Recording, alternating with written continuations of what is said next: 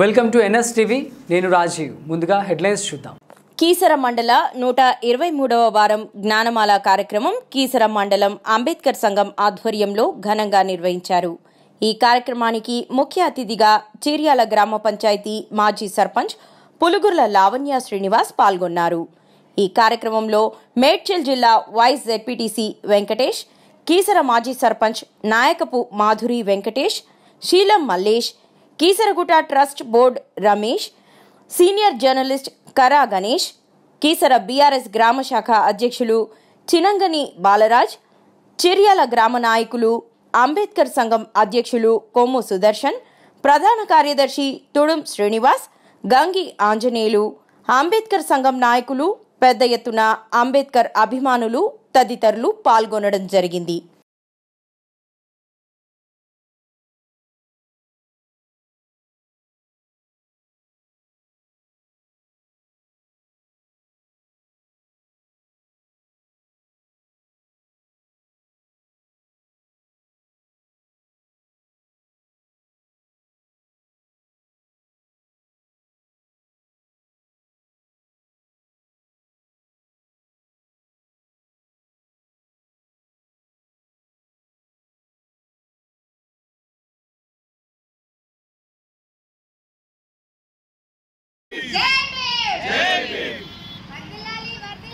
భారత రాజ్యాంగం వర్ధిల్లాలి.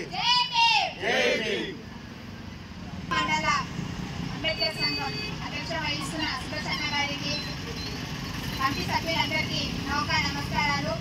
అలాగే మన జడ్పీసీ గారికి, చీర్యాల గ్రామం మాజీ ఉప సర్పంచ్ పార్టీ అధ్యక్షుడు తిరుమలన్న గారికి, మన మాజీ ఉప సర్పంచ్ రమేషన్న గారికి, మాజీ వార్డు మెంబర్ రామరెడ్డన్న గారికి, అదేవిధంగా గ్రామ పెద్దలందరికీ నమస్కారాలు తెలియజేస్తున్నాను. అంబేద్కర్ గురించి మనం ఎన్ని చెప్పినా తక్కువనే. చదువు మనం చదువుకుంటుంటే అది 90 కొద్ది లోతు తెలుస్తుంది అంటారు. మనం ఎంత చదువుకున్నా మనకు కొంచెం మిగిలే ఉంటుంది. ప్రతి విద్యార్థి నిత్య విద్యార్థి. ఆయన చేసిన సేవలు, ఆయన చేసిన రాజ్యాంగం మనం ఎప్పటికూ మర్చిపోదు. ఇంకా తెలుసుకోవాలి జీవిత చరిత్ర. మన అన్న చెప్పినట్టు పెళ్లి బుక్లలో కానీ మనం చదువుకుంటాం, అమ్మ నాన్న చదువు గురించే చదువుకుంటాం. కానీ తెలియని విషయాలు ఎంతో మంచిగా చెప్పినందుకు నమస్కారాలు తెలియజేస్తున్నాను. ప్రతి ఒక్కరు ఏదైనా హోదాలో కానీ రాజకీయంలో కూడా ఉన్నారంటే కేవలం అది మన అంబేద్కర్ గారి సాధ్యం వల్లనే అయ్యింది. ఆయన గురించి ఈ రోజు 123 కాదు, ఇంకా చాలా రోజులు జరుపుకోవాలని నేను కోరుకుంటున్నాను. నాకు నా సహకారం ఎల్లవేళ నేను అందిస్తానని నేను కమిటీ సభ్యులకు అందరికీ నేను తెలియజేస్తున్నాను. అదేవిధంగా చీకటిలో వెలుగు చూపించింది మన అంబేద్కర్ గారు. సార్ని మనము దేవుడు అనాలి. నిజంగా చెప్పాలంటే కనిపించే దేవుడు అంబేద్కర్ గారు.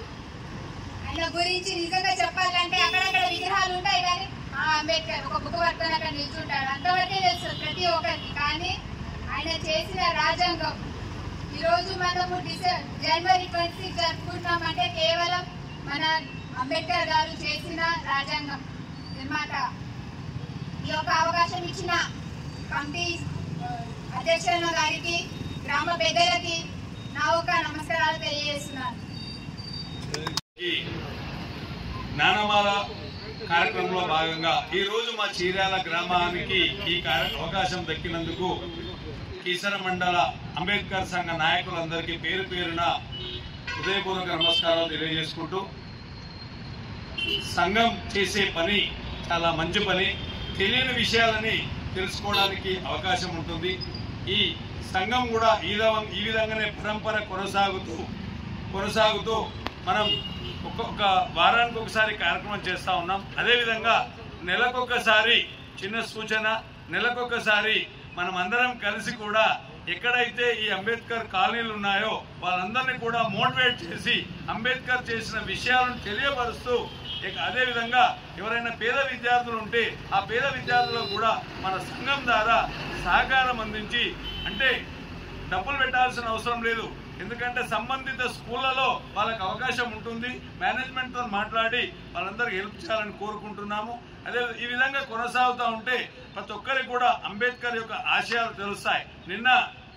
మొన్నటి రోజున పార్లమెంటులో ఇప్పుడు 18వ ప్రధానమంత్రి అవబోతున్నటువంటి ప్రధానమంత్రి గారు తాను శిరస్సు వంచి అంబేద్కర్ రాసిన రాజ్యాంగానికి నమస్కరించి హృదయపూర్వకంగా నమస్కరించి తనను శిరస్సున బొక్కు పైన పెట్టి రాజ్యాంగం పైన పెట్టే 18వ ప్రధానమంత్రిగా ప్రమాణ స్వీకారం చేస్తానని చెప్పాడు. అంటే ఇప్పుడు డాక్టర్ బాబాసాహెబ్ అంబేద్కర్ రాసిన రాజ్యాంగం ఎంత పటిష్టమైనదో, ఏ విధంగా భారతదేశాన్ని అభివృద్ధి పరుస్తున్నదో తెలుస్తా ఉంది.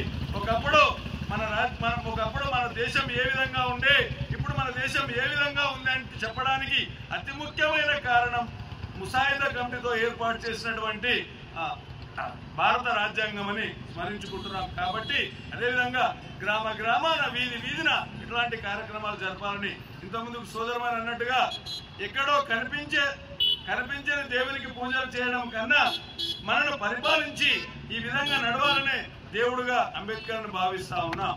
జై భీమ్.